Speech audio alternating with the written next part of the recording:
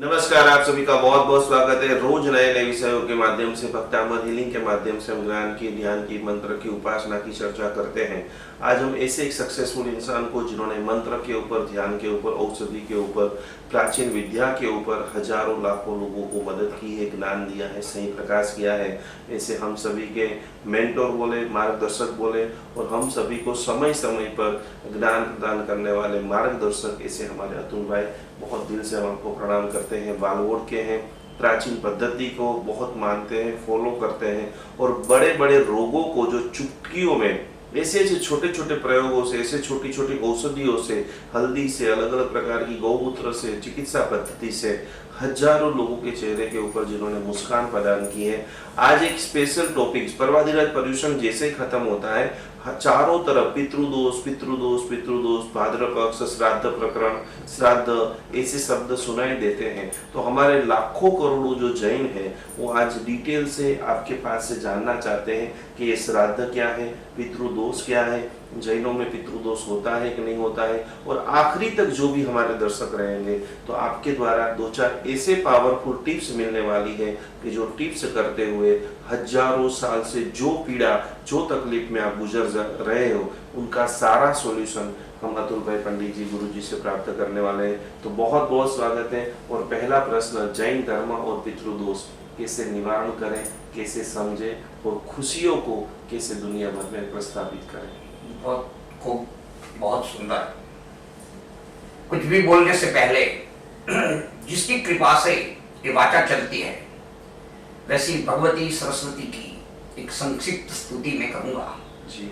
सर्व सिद्धि करी तस्य प्रसन्ना परमेश्वरी, सामे वसुतो जिह्वाग्रे ब्रह्म रूपा सरस्वती।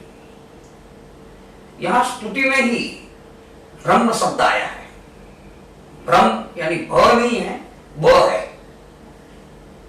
तो इस ब्रह्मांड के अंदर ऐसे बहुत सारे शास्त्र हैं।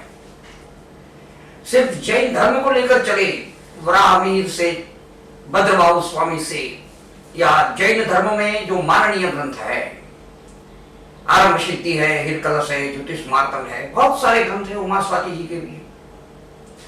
इसमें कहीं पर भी आपका जो प्रश्न है कि जैन धर्म और पितृदोष, तो इसमें कहीं पर भी पितृदोष का कोई वर्णन नहीं है जी। मैंने जितनी पढ़ाई की है और जितनी जितनी जानकारी हमारे पूज्य यति भगवंतों से भी है, कहीं पर कोई पितृदोष नहीं है।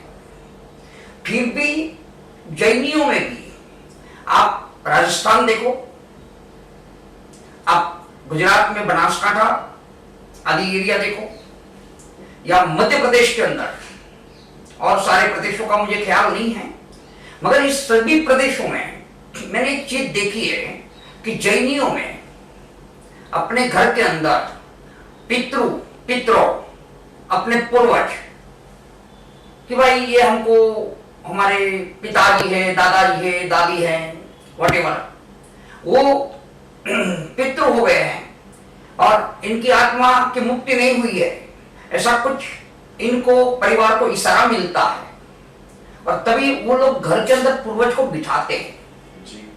अलग अलग प्रकार से। कहीं नारियल के श्रीफल के रूप में रखते हैं, कहीं कोई पुतले के रूप में रखते हैं। इसको तैरवाने की पद्धति भी होती है। तो अब पितृदोष जैन धर्म में शास्त्रों के अनुसार मान्यता नहीं देते हैं, मगर हकीकत में जैन पितृदोष को फॉलो करते हैं। ओके। अब ये पितृदोष कैसे होता है जी। तो समझो आपकी जन्म कुंडली, अब जन्म कुंडली में जो सूर्य है वो आत्म तत्व का कारक है। साइंटिफिकली आप देखो तो सूर्य को द कॉन्फिडेंस बोला है, और कॉन्फिडेंस ही सक्सेस है। अगर आपको कोई चीज में ये कर पाऊंगा, नहीं कर पाऊंगा, मेरा कोई सपोर्टर रहेगा, नहीं रहेगा, ऐसी विडंबना, मानसिक विडंबना जब होती है, या सूर्य के अलावा चंद्र जो मन का कारक है, इसके साथ में जब जब राहु का दूसरे या पांचवें स्थान, पांचवें स्थान पूर्व जन्म का स्थान है, ये दोनों स्थानों को पकड़ के या तो चारों केंद्र और मूल त्रिकोण में जब सूर्य और राहु का संबंध होता है और इसके ऊपर शनि की तीसरी, सातवीं पूर्ण या 11वीं दृष्टि रहती है, तो ऐसे ऐसे समय में ये पितृदोष कहलाता है। अच्छा, समझो आपकी जन्म कुंडली में ऐसा है या किसी और की जन्म कुंडली में है, तो वो परमानेंट इफेक्ट देता है ऐसा नहीं है।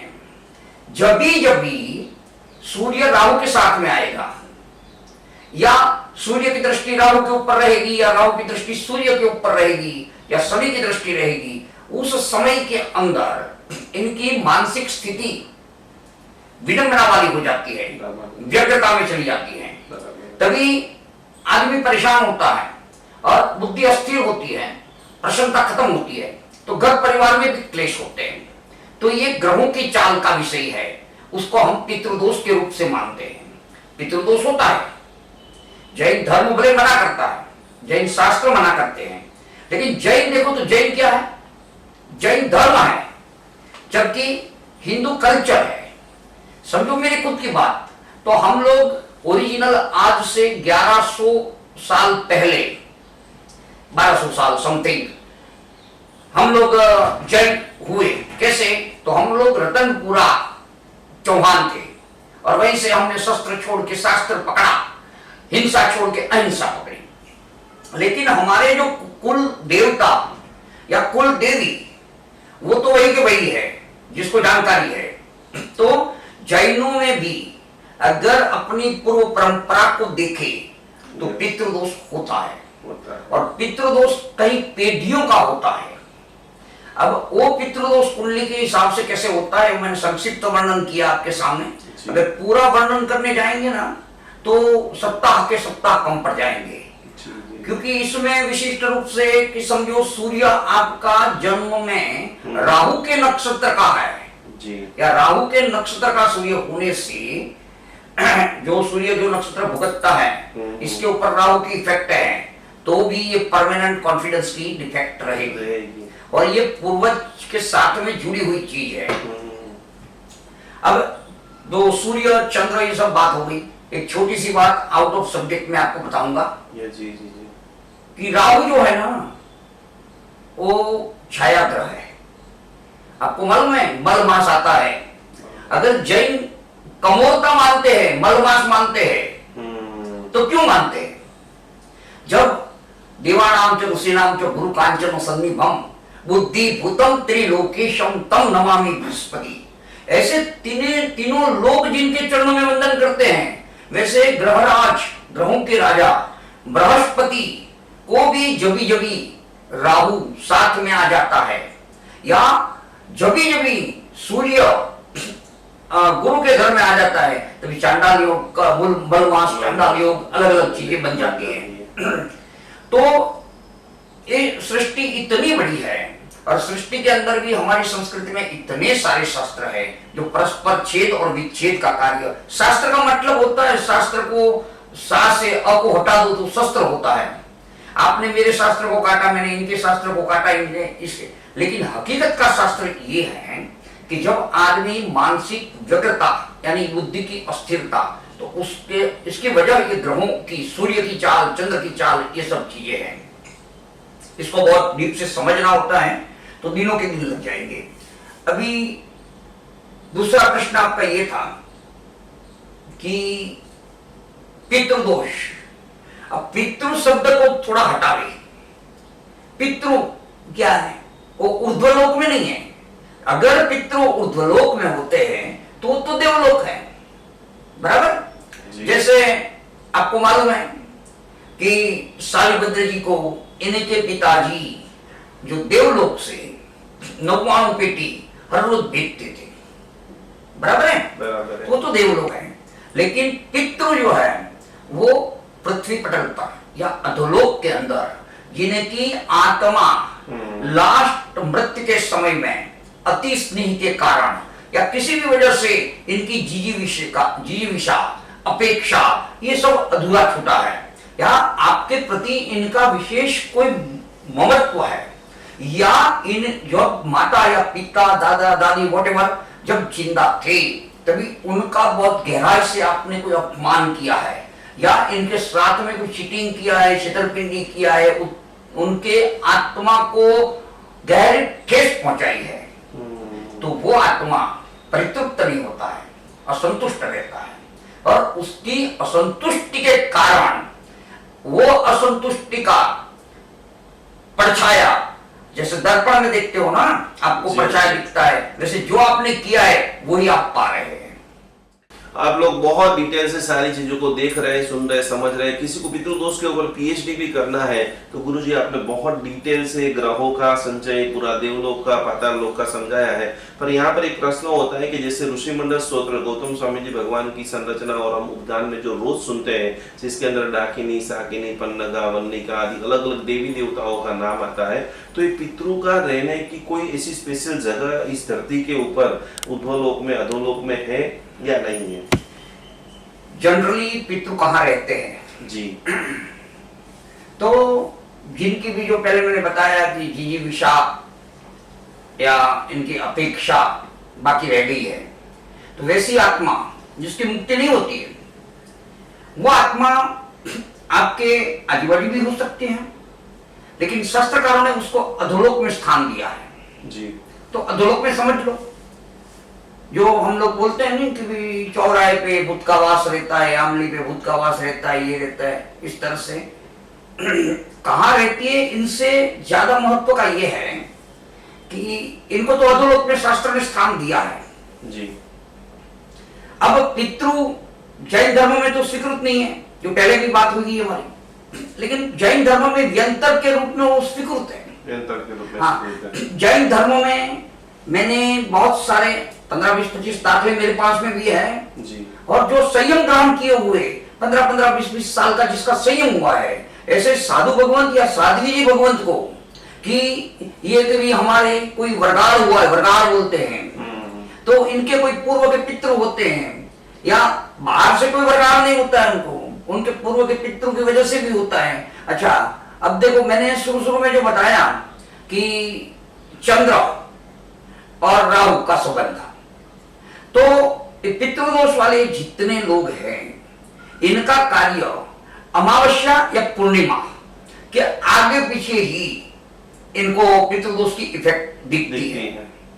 ये लॉजिकल है कि भाई चंद्र जब क्षीण होता है तो चंद्रमन का कारक है, तो राहु या शनि की कनिष्ठ दृष्टि उनका वो पावर करती है, और उस समय के अंदर ये पितृदोष या व्यंतर दोष, इनका इफेक्ट बढ़ जाता है। क्या सिम्टम्स दिखते हैं, इसके इफेक्ट क्या दिखते हैं? इसके अंदर हाँ, दोष हो तो दिखता ये है कि मेंटली आदमी डिप्रेस हो जाता है। डिप्रेस हो जाता है, शुरू में मैंने बताया है। सेकंड थिंग कि वो वजह नहीं ढूंढ पाता है, अपनी निष्फलता की कोई वजह उनके दिमाग में नहीं आती है। घर परिवार के अंदर कलुषित वातावरण होता है। अब ये सब चीजें यानी बुद्धि को अस्थिर करती है, प्रसन्नता को तोड़ती है, और बिना प्रसन्नता या अस्थिर बुद्धि से लिए हुए कोई भी निर्णय वो पॉजिटिव रिजल्ट नहीं देते हैं। बराबर है। यानी काल जो पितृदोष, व्यंतर दोष, वो आदमी को हीरो से जीरो बना सकता है। हाँ, और ऐसा नहीं है कि भाई ये जो अच्छा पितृदोष भी होता है, अच्छा पितृदोष, और अच्छे पितृदोष में जो पितृ उनको पॉजिटिवली हेल्प करते हैं, तो जो जीरो होता है ना, वो हीरो बन जाता है। हीरो बन जाता है। तो सबको किसी भी जानकार योग्य शास्त्र को जानने वाले से पूरा निरीक्षण करवाने के बाद ही पितृदोष का विधान करवाना चाहिए। हाँ, अदरवाइज जैन धर्म की जो एक सबसे बड़ी समस्या है, लोगों को इश्यू संतान प्राप्ति में रुकावटें आ रही है। हाँ, क्या इसमें थोड़ा सा पितृदोष की? 100%। अब देखो, जैन धर्म में हमारे अष्टभृत होता है कुंडली में जी, जिसमें लड़का लड़की की शादी होने से पहले हम इनकी कुंडली मिलाते हैं कि भाई नाड़ी दोष है, तो नाड़ी के गुण 36 में से सबसे ज्यादा 8 रखे हैं कि भाई सेम नाड़ी वाले, तो दोनों को संतान की समस्या होगी। हर केस में ये कोई केस में रह गया है, नहीं होता है ऐसा, लेकिन लगभग जब सेम नाड़ी आती है तभी संतान की समस्या, और साइंटिफिकली भी ये प्रूव है। तो इसमें सिर्फ पितृदोष ही कार्य करता है ऐसा नहीं, लेकिन अगर नाड़ी दोष के अलावा कोई एक बड़ी वजह को देखी जाए तो वो पितृदोष हो सकता है। कहीं को क्या है कि 4 भाई है, 4 में से 3 की शादी होती है, चौथे की शादी होती है, उनको परिवार नहीं होता है, वंशवृद्धि। हाँ, वंश वृद्धि। तो ये पितृदोष है ना, वो वंश की परंपरा को स्टेडी आगे चलाने में भी दिक्कत कर सकता है। पितरों को प्रसन्न कैसे करें? पितरों को प्रसन्न करने में अलग अलग बहुत सारे इलाज हैं। तो सबसे एकदम घर के अंदर रहे हुए अपने माता पिता या अपने वडिलों या समाज के अन्य वडिलों के प्रति अपना एक उदार आदर प्रस्तुत करें। अपने बहन भांजे आदि के प्रति विशेष प्रकार से आदर समर्पित करें। इनके अलावा अलग अलग जो विधान बताए हैं हमारी संस्कृति के अनुसार, हमारे सनातन परंपरा के अनुसार, कि बालिकाओं को भोजन देना, कुमार सी बालिका जो टाइम में नहीं होती है, ऐसी लड़कियां जो, तो ऐसी कुमारसियों को भोजन देना वो पितृदोष के अंदर बहुत बड़ा इलाज है। जो वृद्ध है, वृद्ध को विशेष प्रकार से सहाय करना। और ये सबसे भी बढ़कर कि आप खुद अपने आप का चिंतन करो कि भाई मेरे लाइफ के अंदर मैंने मेरे माँ या बाप के साथ में क्या व्यवहार किया है, मैंने किसी वडिलों का कोई अपमान तो नहीं किया है। और इस वजह से ये जन्म का नहीं हो सकता है, ये अगले जन्म का पितृदोष भी चलता है। 5-5, 7-7 जन्म की आप कोई कुंडली देखोगे ना, तो बाप की कुंडली में, बेटे की कुंडली में सूर्य राहु का संबंध, फिर आगे जाओ तो बाप की कुंडली में, इसके आगे जाओ तो दादा की कुंडली में, तो पीढ़ी दर पीढ़ी चला आता है। जो समझो बैंक में फिक्स डिपॉजिट है तो इंटरेस्ट आपको मिलता रहेगा, ये नेगेटिव डिपॉजिट है तो इसकी इफेक्ट आपको भी मिलती रहेगी। तो जितने भी वयोवृद्ध हैं इनके प्रति, और सबसे बड़ा इलाज शास्त्रकारों ने बताया है जी, कि भूखे को भोजन दे, प्यासे को दे जल, भूखे को भोजन दे, प्यासे को दे जल, तो टूट जाए अपने कर्म का मल। कर्म के जो मल है, ये कर्म का मल है। आफ्टर ऑल तो कर्म की थियरी ऊपर की जो खाओगे वैसा स्वाद आएगा, बराबर है। तो भूतकाल में, क्योंकि हम तो पुनर्जन्म में तो मानते हैं, तो अगले जन्म में हमने जो जो गलतियां की है वो भी आगे रिपीट होती चली आती है। हाँ, तो जिसको भी ऐसी समस्या है इनको अपने घर परिवार में सबके साथ में, अच्छा मैं एक बात और बताऊंगा बीच में, कि जो पितृदोष वाला आदमी है ना, उसका एक्साइटमेंट बहुत रहता है। अच्छा। हाँ, वो अति गुस्से वाला होता है। और पितृदोष जिसके परिवार में होता है, वहीं पर एक कुछ कुंडली देखने की जरूरत नहीं है, इनके यहाँ अल्प आयु में अवश्य कोई न कोई मृत्यु होती है।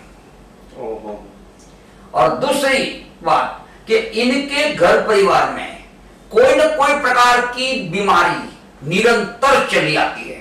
ये पितृदोष के लक्षण है, पितृदोष का लक्षण है। अभी जो कुछ एडवांस टेक्नोलॉजी या जो थोड़ी कुछ लोगों की ऐसी मानसिकता हो रही है कि बार बार या एबॉर्शन करा रहे हैं, या बार बार किसी के गर्भ में मृत्यु हो जाती है। समय के साथ, समय तो बहती सरिता है, जब से इंसान अपने आप को ईश्वर की शक्तियों से भी बड़ा मानने लगा, तब से ईश्वर ने इसको किसी आपत्तियों में डाला है। आप देख रहे हैं जी, हम लोग कि भाई ये हमारे साइंस ने कर लिया, लेकिन इसके सामने ईश्वर ने अभी अमेज़न के जंगलों में आग लगना और इतनी खराबी होना, दुनिया के रशिया यूक्रेन का युद्ध देखो कि ये दुष्टमति क्यों हुई, बाकी क्या था, दोनों में कुछ नहीं था। तो जैन धर्म में इतने सारे मंत्र है, कोई मंत्र गिन करके भी थोड़ा सा सुकून मिल सकता है? 100%। कौन से मंत्र की आराधना करें? मंत्रों में जी, अगर मंत्र कोई गिनो तो नमस्कार महामंत्र से बढ़कर कुछ नहीं है। लेकिन जब आपने बताया है तो ये बहुत बड़ा भेद, अच्छा, कि शायद आज बड़े बड़े आचार्य भगवंतों के पास में नहीं है। लेकिन मुझे जी, जब 2003 में हमने चंद्रमणि तीर्थ वालवोड़ में एक यति सम्मेलन किया था, तभी एक बीकानेर वाले श्रीमान उद्दीन दान जी करके ओके। 97 ईयर ओल्ड थे उस वक्त, अभी तो देव हो गए। इन्होंने जो मंत्र दिया था, आज उनके नाम से ये मैं मंत्र, मेरी मंत्र देने की योग्यता नहीं है, उनके नाम से, इनके नाम से ये मंत्र मैं आपके सामने बोलता हूं जी। और यह मंत्र एक सूर्य संक्रांति से तीसरी सूर्य संक्रांति यानी मेष के सूर्य में शुरू किया तो मेष, वृषभ और मिथुन यानी समझो ये 90 दिन मंत्र चलेगा, 89 या 91 डेज। 3 महीने के अंदर आदमी सभी प्रकार से प्रसन्नता को अपने अंदर पा सकता है। ओहो, सारे ये लोगों की हाँ, एक ही बात। ये जैन धर्म का ही मंत्र है। ओके जी। ये मंत्र मैं बोलता हूं, जी। ओम नमो ऋषभाय मृत्युंजयाय सर्वजीव शरणाय परब्रह्मणे अष्टमहाप्रातिहार्य सहिताय नाग भूत यक्ष वशंकराय सर्व शांतिकराय मम परिवारस्य शिवम कुरु कुरु स्वाहा। इसमें शब्द क्या है? भगवान ऋषभदेव। अब देखो ये कि जैन धर्म मानता है नहीं मानता है, सब बातें हमारी हुई। तो स्वामीनारायण शिक्षा पत्री में भी लिखा है 196 सेक्शन देखो आप कि भाई भगवान ऋषभदेव के पुत्र भरत जी महाराजा जैसा जीवन व्यवहार करना जी। ऐसे अथर्ववेद में भी, मैं वेद के नाम के साथ में बताता हूँ, अथर्ववेद में भी भगवान ऋषभदेव का उल्लेख है जी। और सभी शास्त्र मानते हैं कि भगवान ऋषभदेव जैन धर्म के जो प्रथम तीर्थंकर, हम आदिनाथ प्रभु के नाम से भी जानते हैं लेकिन उनका मूल नामकरण अगर देखो तो ऋषभ है जी। क्योंकि आदिनाथ से अगर किसी भी पंडित को जो ऊपर से जानता है ज्योतिष को, उसको पूछो कि भी भगवान ऋषभदेव का, भगवान आदिनाथ का जन्म राशि क्या है मालूम है आपको? या ऐसे आदिनाथ के बारे में पूछोगे तो वो मेष राशि बता देगा। एक्चुअली भगवान आदिनाथ की जो राशि है वो धन राशि है। अच्छा। वो गुरु की राशि के हैं। हाँ, ये थोड़ा आउट ऑफ सब्जेक्ट हो गया। ये जो मंत्र मैंने आपको बताया वो बहुत भेदित मंत्र है। इसके अंदर नाग भूत और यक्ष शंकर है, ये सब जो बातें आती है। 3 महीना, एक सूर्य संक्रांति से तीसरी सूर्य संक्रांति तक अगर ये मंत्र किया जाता है तो 100% प्रसन्नता का वरदान जो भी मंत्र की साधना करता है। लेकिन खाओगे तो पेट भरेगा, लेकिन ऐसे लेके डाला और उतार दिया तो वो निकल जाएगा। तो मंत्र भी उनकी सही ढंग से करना है, पूर्ण शुद्धि से, उत्तर या पूर्व में मुख रखकर, ब्राह्म मुहूर्त में। फिर आप 8 बजे उठकर प्रसन्नता की अपेक्षा तो ही नहीं होता है, कुछ पाने के लिए कुछ देना भी पड़ता है। वैसे ब्राह्म मुहूर्त के अंदर ये ऋषभ मंत्र की, ये ऋषभ मृत्युंजय मंत्र है जो मृत्यु से भी बचाता है, पितृ से भी बचाता है, व्यंतर से भी बचाता है। और समाज में जो व्यंतर जैसे लोग घूमते हैं उनसे भी रक्षा कि भाई किसी का अच्छा नहीं होना चाहिए, ऐसे लोग समाज में भी हैं, इनसे भी आपको बचाएंगे। यानी विपरीत स्थितियों से बचाने वाला, यानी 1000 रोग की, 100 रोग की नहीं, 1000 रोग की एक दवा है ऋषभ मृत्युंजय मंत्र। अगर ऋषभ मृत्युंजय मंत्र आज मैंने आपके सामने ओपन किया है, ये बीकानेर वाले उद्दीन दान जी की कृपा से आप इसी मंत्र का प्रयोग अपने जीवन में करें और सफलता पाए सर्व प्रकार से। कितनी माला रोज गिननी है आराधकों? व्हाटएवर अनुकूलता के अनुसार। अब मंत्र के अंदर आपने बोला बहुत अच्छी बात है, मंत्र में क्वांटिटी नहीं होती है। अच्छा। ऐसी विद्याओं में क्वांटिटी नहीं है, इसको क्वालिटी से करना है। यानी एक स्थान, एक आसन, एक जगह और स्थिर भाव से अगर ये मंत्र, और वो भी अगर पद्मासन या वज्रासन के अंदर करते हो तो उसकी इफेक्ट और कुछ अलग रहती है। हाँ, बाकी नियम अगर बनाते हो तो आपकी अनुकूलता है कि मैं हर रोज 108 मंत्र करूंगा तो 108 करो। फिर क्या है, आजकल लोग एक प्रतिज्ञा लेते हैं कि भाई मैं अंबाजी जाके दर्शन करके फिर ये करूंगा जी। लेकिन कभी अनुकूलता नहीं है, माता जी माफ करे, घर पे अंबाजी माता जी का फोटो का दर्शन कर लिया और बाधा खोल दी, ऐसा नहीं। जो भी अरहत पूजन में जो कुछ पितरों को वंदना बताई है, पूजा बताई है, उसके है ना, तो ऐसे बहुत सारी जगह पे हैं, जी, जी, लेकिन जी। अर्हत पूजन में पितरों के हिसाब से व्यंतरों के हिसाब से बोला है। कार्तिकेय जी का हाँ। भी जो वंदना है, हाँ। गणपति जी की भी वंदना हाँ, है, गणपति माननीय है। जी जी जी, गणपति हमारे यहाँ हनुमान जी माननीय है कि नहीं है? हनुमान जी माननीय है। अंजनी पुत्र पवन सुत, तो अंजना और केसरी के पुत्र है। और हनुमान जी एकादश जो रुद्र है इसके अंदर भी है।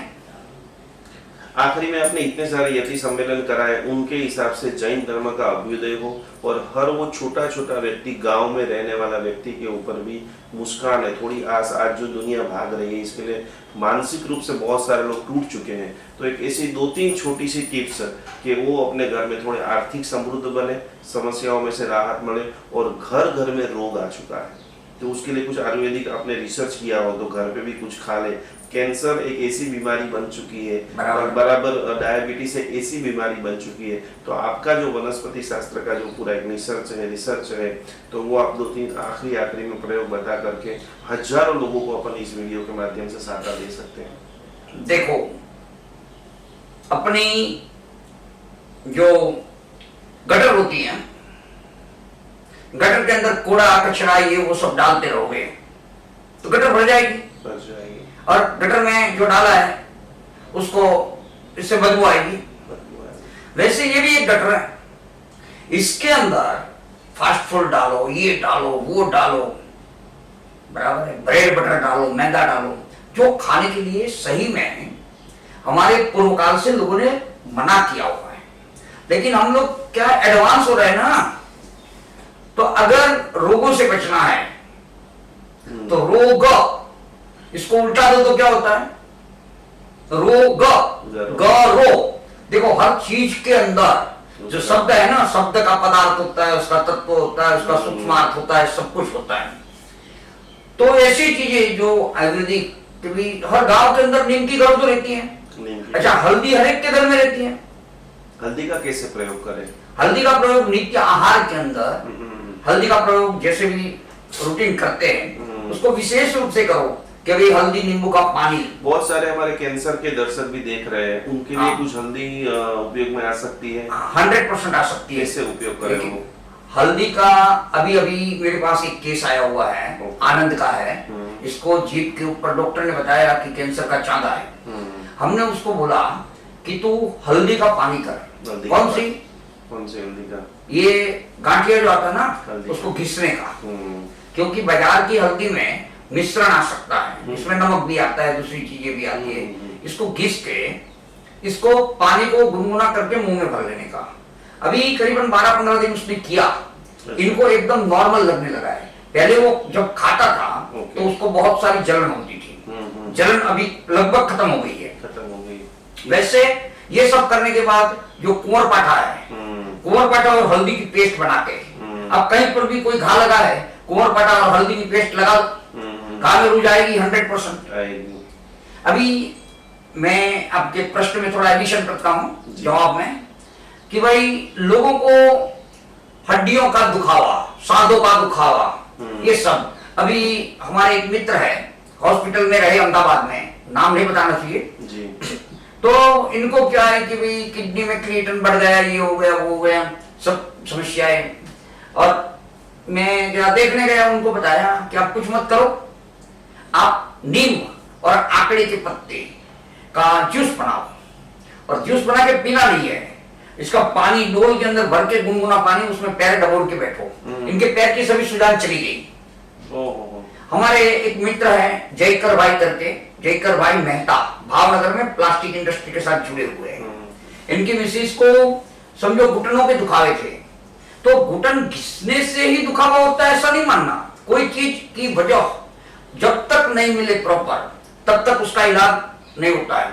लेकिन इनको जब इलाज बताया कि वड़ के पत्ते आते हैं ना, वड़, उमरा और पीपल, तीनों के पत्तों को बिना कोई पानी डाले कूट कर इसका 8 घंटे के लिए हमने एक लेप बनाया, लगा दिया, काटा बांध दिया।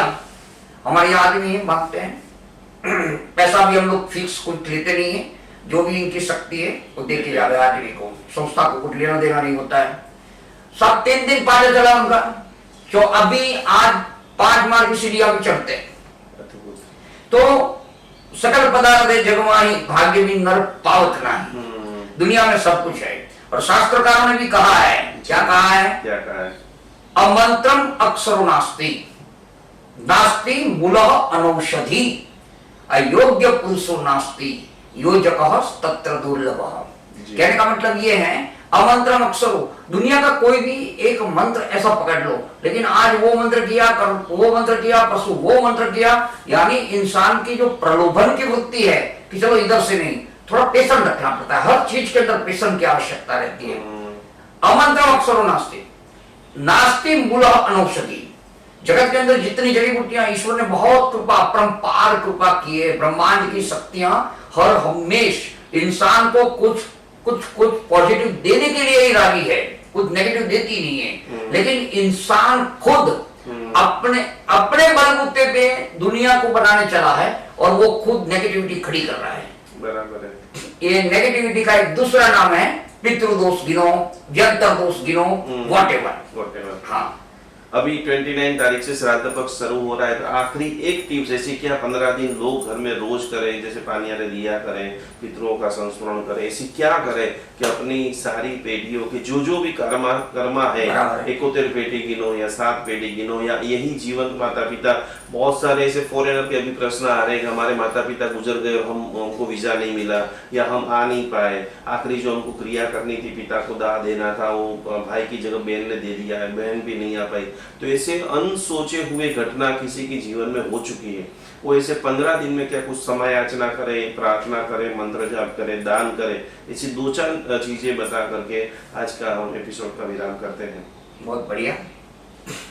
अभी आपने जो प्रश्न किया, ये 15 दिन के अंदर क्या टिप, इसमें आपने बोला जो पानियारा इधर दिया जलाए जी, तो ये फिर बताता हूं आपको कि पितरों को कभी घी का दीपक नहीं जलता है। ओके। हमारे शास्त्र परंपरा मूल सनातन जैन गिनो व्हाटएवर कोई भी, सब में जो भैरव का दिया है वो ही दिया, यानी तिल के तेल का दिया पितरों के लिए है, श्रेष्ठ है जी। श्रेष्ठ नहीं, अन्य दिया जो करते हैं ना वो मान्य नहीं है, वो पितरों को पहुंचता नहीं है, ऐसा माना गया है जी। यहाँ पर एक और कंफ्यूजन है कि वो खड़ी वाट का करें या आड़ी वाट का करें। लंबी वाट का करना है, लंबी वाट हाँ, का करना है, क्योंकि देव के रूप में है ना, खड़ी वाट का करने की जरूरत नहीं है। अच्छा। आप देखो देवी और शक्तियों के अंदर तो पितरों को भी देव देवी व्हाटएवर, लेकिन उसमें आड़ी वाट का दिया। मेरे अनुभव में, मेरा 63 ईयर में मेरा अनुभव, मैं समझो कि 28-30 साल से ये काम कर रहा हूँ, जानकारी ले रहा हूँ, जहाँ से मैंने जानकारियां एकत्रित की है उसमें आड़ी वाट का दिया ही है। अभी तक कितने अंदाज से यतियों को मिले होंगे? 25, 50, 15, 20 आपने अंदाज से? आंकड़ा मत पूछो जी, क्योंकि मेरे को भी दिमाग में नहीं है। अच्छा। लेकिन इतने सारे यतियों को मिला हूँ। जब हमने यति सम्मेलन किया ना, तभी पाटन गद्दी के पूनम यागज की गद्दी है, पाठक जी महाराज थे, सिद्ध पुरुष थे। कोटा के अंदर पूनम सागर जी महाराज थे, नाल बीकानेर के अंदर भी जिन चंद्र श्री जी आज भी बैठे हैं, और एक अद्भुत बाबा जो रत्नदेव श्री के नाम से एक लिंग जी के बाजू में, और विनोद जी जो चित्तौड़ के अंदर। अभी तो देखो हम बातें करते हैं, एक्चुअली मैं आपको एक बात बताऊं कि भाई कैलिफोर्निया के अंदर लॉस एंजलिस यूनिवर्सिटी का एक स्टूडेंट है मिस्टर एरिक विलियम्स आज हिंदुस्तान के जैन धर्म और यति परंपरा के ऊपर पीएचडी कर रहा है, और इसके पीएचडी में मैं एक गाइड हूं। सुपर। तो ये जितना उत्साह वहीं से वो प्रकट करते हैं, इतना उत्साह हमारे यहाँ नहीं है। हमारे यहाँ साधनाओं का नाम है, कहीं कहीं गुम्फित बातें हैं कि जो यहाँ जाहिर में प्रदर्शित नहीं करनी चाहिए, क्योंकि मंत्र, संपत्ति, सिद्ध किया हुआ मंत्र, प्राप्त की हुई संपत्ति और घर की स्त्री का स्वरूप, इन तीनों चीजों को गुप्त रखना चाहिए।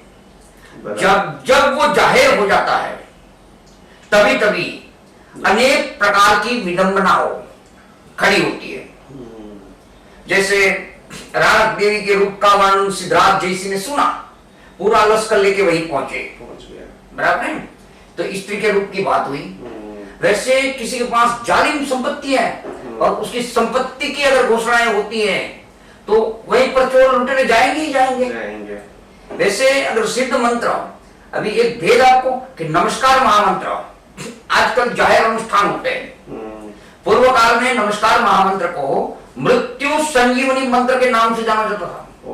अगर नमस्कार महामंत्र किसी के कान में बोल दिया जाए तो अंतिम श्वास ले रहा आदमी को भी विशिष्ट ताकत प्राप्त होती थी। लेकिन उसकी जाहिर हो गया ना, तभी से हमने क्या सोचा कि प्रभाव के लिए लोग जाने, लेकिन कई चीजें हैं वो पब्लिक के लिए नहीं होती है। जो कोई प्राप्त कर लेता है और वो पब्लिक का भला करता है। तो आज देश, दुनिया और ब्रह्मांड के अंदर सभी का योग क्षेम और कल्याण होए।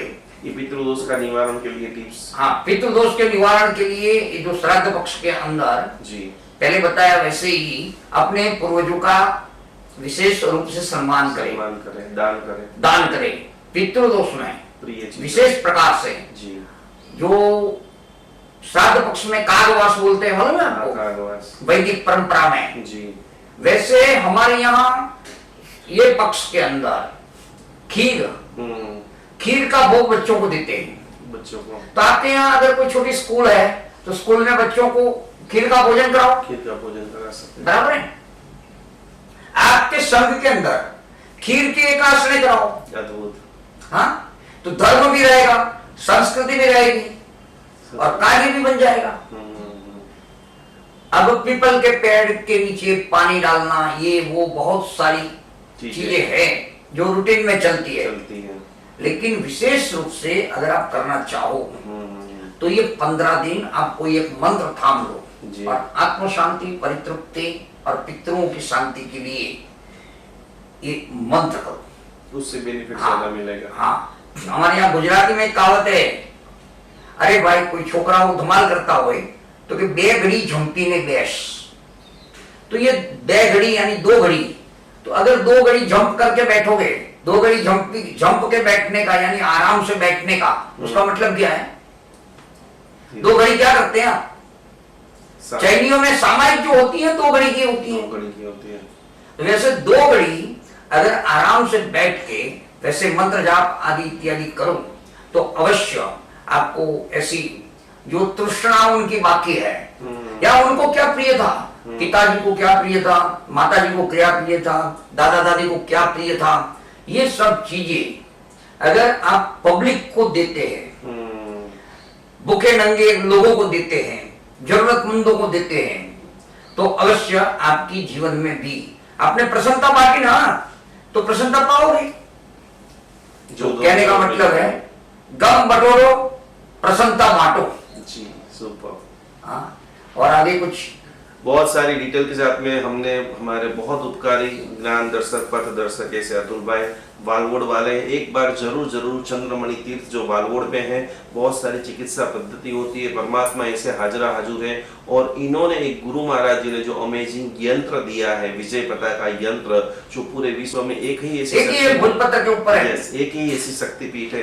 तो जीवन में खास वहां जाकर के पवित्रता की पुंज को प्राप्त करें और 15 दिन जो प्रयोग आपको बहुत इन्होंने डिटेल में एक एक चीज को समझाया है, एक चीज को भी आप पकड़ लोगे, अमेजिंग रिजल्ट आपको प्राप्त होगा। इसी तरह से हमारे साथ जुड़ते रहिए। इस वीडियो के बारे में और डिटेल से कुछ भी जानना चाहते हैं, नीचे दिए गए नंबरों पर संपर्क करें। प्रणाम, जय जिनेंद्र, नमस्कार।